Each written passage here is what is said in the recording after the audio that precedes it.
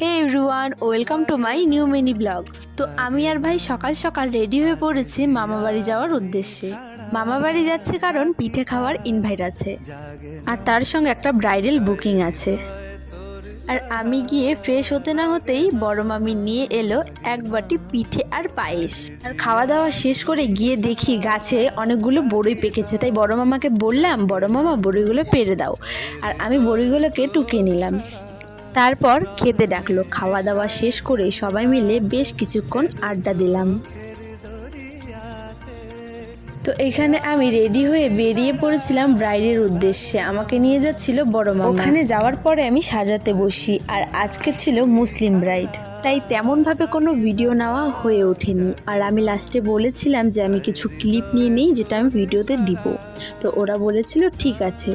তো এই ছিল আজকের ফাইনাল লুক। তো কেমন হয়েছে তোমরা অবশ্যই সবাই কমেন্টে জানিও। ভালো লাগলে লাইক কমেন্ট শেয়ার করে দিও। আজকের ভিডিওটা ছিল এই পর্যন্তই। দেখা হচ্ছে নেক্সট কোনো সুন্দর একটা মিনি ব্লগে। ততক্ষণের জন্য সবাইকে টাটা।